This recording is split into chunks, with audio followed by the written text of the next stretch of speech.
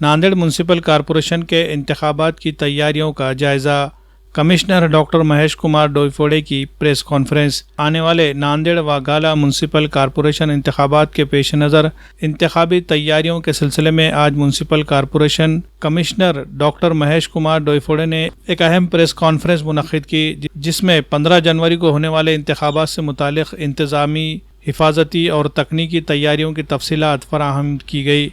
Commissioner Mahesh Kumar Doiphode ने बताया कि गवर्नमेंट पॉलिटेक्निक कॉलेज में ईवीएम मशीनों के लिए स्ट्रॉन्ग रूम कायम किया गया है, जहां मशीनों को सख्त सिक्योरिटी इंतजामात के तहत महफूज रखा जाएगा। इसी मुकाम पर वोटों की गिनती भी अमल में लाई जाएगी ताकि शफाफ और सहूलत को यकीनी बनाया जा सके। उन्होंने बताया कि गवर्नमेंट पॉलिटेक्निक कॉलेज में ईवीएम मशीनों के लिए स्ट्रॉन्ग रूम कायम किया गया है, जहां मशीनों को सख्त सिक्योरिटी इंतजामात के तहत महफूज रखा जाएगा। इसी मुकाम पर वोटों की गिनती भी अमल में लाई जाएगी ताकि शफाफियत और सहूलत को यकीनी बनाया जा सके। उन्होंने मजीद बताया कि शहर के हसास और इंतहाई हसास पोलिंग स्टेशनों की हतमी फहरिस्त 20 दिसंबर की तारीख तक वाज़े कर दी जाएगी, जिसके बाद वहां इजाफी सिक्योरिटी और निगरानी के इंतजामात किए जाएंगे। कमिश्नर के मुताबिक वोटर लिस्ट की जांच के दौरान बाज़ मुकामात पर दोबारा दर्जशुदा वोटरों की निशानदही हुई है, जिनकी जांच और तस्हीह का अमल मुकम्मल किया जा रहा है ताकि इंतखाबी अमल शफाफ रहे।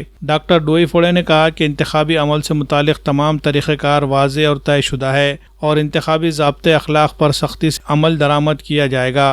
उन्होंने बताया कि तमाम उम्मीदवारों को इंतखाबी क़वायद, ईवीएम के इस्तेमाल, शिकायती निज़ाम और दीगर अहम नुकात पर मुश्तमिल रहनुमाई गाइडलाइंस फराहम की जाएगी ताकि इंतखाबी अमल के दौरान किसी भी किस्म की गलतफहमी या बेज़ाब्तगी न हो सके। प्रेस कॉन्फ्रेंस में कमिश्नर ने इस अज़्म का भी इजहार किया है कि नांदेड़ म्यूनसिपल कॉरपोरेशन के इंतखाबात आज़ादाना, मुनसिफाना और शफाफ तरीक़े से कराने के लिए इंतज़ामिया पूरी तरह तैयार है और शहरियों से अपील की गई है कि वो बिला खौफ व ख़तर अपने हक़ रायदही का इस्तेमाल करे। Bureau report, MCN Urdu news. दिनांक 15 डिसेंबर रोजी राज्य निवडणूक आयोगाने महानगरपालिकांच्या निवडणुकीच्या संदर्भात पत्रकार परिषद घेऊन घोषणा केलेली आहे। त्या अनुषंगाने उद्या नांदेड महापालिकेचा निवडणुकीचा कार्यक्रम सर्व वर्तमानपत्रातही प्रसिद्ध केला जाणार आहे। त्या अनुषंगाने आपण मतदार यादी जी आहे ती 15 डिसेंबर रोजी अधिप्रमाणित केलेली आहे आणि या निवडणुकीसाठी प्रत्यक्ष प्रक्रिया पूर्ण करण्यासाठी 7 निवडणूक निर्णय अधिकारी कार्यालय निर्माण केलेले आहेत। त्यामध्ये 6 निवडणूक निर्णय अधिकारी या ठिकाणी 3 प्रभाग आहेत आणि एका ठिकाणी 2 प्रभाग आहेत। असे आपण 20 प्रभागामधून 81 सदस्य निवड केले जाणार आहे। त्यासोबतच त्यांना मदतीला 3 सहाय्यक निवडणूक निर्णय अधिकाऱ्याची ही नियुक्ती केलेली आहे। त्यासाठी आवश्यक असलेलं मनुष्यबळ, आचारसंहिता कक्ष, स्टॅटिक सेंटर्स, व्हिडिओग्राफी सेंटर हे सर्वासाठी आपण मनुष्यबळाची नेमणूक केलेली आहे।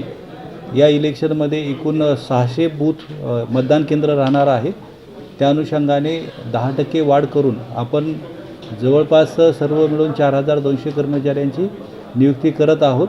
त्यामध्ये मतमोजणीसाठी स्वतंत्र कर्मचाऱ्यांची नियुक्ती होणार आहे। मतमोजणी आणि EVMचं साहित्य वाटप वगैरे जे आहे ते 7 निवडणूक निर्णय अधिकाऱ्याचं एका ठिकाणाहूनच, पॉलिटेक्निकल कॉलेज या ठिकाणाहूनच होणार आहे आणि मतमोजणी ही त्याच ठिकाणी होणार आहे। प्रत्यक्ष निवडणुकीचा कार्यक्रम हा 23 तारखेपासून नॉमिनेशन फॉर्म घेणे आणि स्वीकारणे हा कार्यक्रम चालू होत आहे।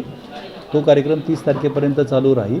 त्यानंतर छाननी, अंतिम यादी प्रसिद्ध करणे ही कारवाई झाल्यानंतर आपलं इलेक्शन जे आहे ते 15 जानेवारी 2026 रोजी होणार असून 16 जानेवारी रोजी मतमोजणी होणार आहे आणि त्यानंतर 19 जानेवारीला आपण राजपत्रामध्ये ही यादी प्रसिद्ध करणार आहोत। दुबार जी नाव त्यांना 2 ठिकाणी मतदान करता येणार नाही यासाठी काय उपयोग नाही? मतदार यादीमध्ये दुबार ज्या लोकांची नावं आहेत त्यांना 2 प्रकारच्या संधी होत्या की त्यांनी चॉईसनं त्यांचं कुठल्या प्रभागामध्ये मतदान करायचं आहे हा जर लेखी कळवला असता तर आम्ही त्याला त्या मतदार यादीमध्ये नाव ठेवून दुसऱ्या ठिकाणी मार्क कॉपी केली असती, किंवा जर त्यांनी आम्हाला प्रतिसाद न देता जर ऐनवेळी जर तो येत असेल तर त्या मतदार यादी जी आहे त्या मतदार यादीमध्ये स्टार केलेले असतील 2 स्टार, त्यामुळे त्यांना मतदान करण्यापूर्वी एक हमीपत्र भरून द्यावं लागेल की मी कुठेही दुसरीकडे केलेलं नाही आणि करणारही नाही आहे, आणि त्यांना विशेष त्यांची नोंद आपली ठेवली जाणार आहे. तर शिवसेना आणि मनसेने जे आक्षेप घेतले होते मतदारांच्या संदर्भामध्ये बांगलादेशी ट्युशन क्लासेस चालतात, त्यावरती काही कार्यवाही वगैरे झाली?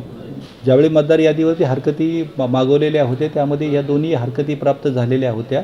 आपण प्रभाग अधिकाऱ्यांच्या मार्फत या दोन्ही ठिकाणी पडताळणी केलेली आहे. जे पश्चिम बंगाल राज्यातून आलेले असतील ते या ठिकाणी स्थायिक झालेले आहेत, त्यांच्याकडे उचित कागदपत्र होती, त्यामुळे आपण त्यांना मतदानाची संधी दिलेलीच आहे. आणि कोचिंग क्लासेसमध्ये जे मुलांनी पत्ते दाखवले होते 9 मतदारांनी, त्यांनाही महापालिकेला नावं वगळण्याचा अधिकार नसल्यामुळं तेही नावं आपण कायम ठेवलेली आहेत. सर, सोशल मीडिया आणि पेड न्यूजच्या संदर्भामध्ये काय आपण सोशल मीडिया किंवा ह्या ज्या इलेक्ट्रॉनिक मीडियाचे प्रसिद्धीचे हे आहे, तर त्यासाठी एक संनियंत्रण समिती स्थापन केलेली आहे.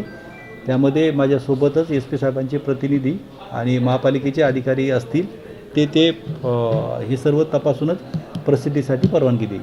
सर, या निवडणुकीमध्ये दारू किंवा पैशांचा वापर होणे यासाठी फिरते पथक वगैरे किंवा तशी काही येतं? आपण हे फिरते पथक आणि स्टॅटिक जे आहे ते पण पथक, या सर्वांची नियुक्ती केलेली आहे. पैसे किंवा मद्य विक्री अशा पद्धतीने वाटप या सर्वसाठी आपण व्हिडिओग्राफरही त्यांच्यासोबत दिलेले आहेत.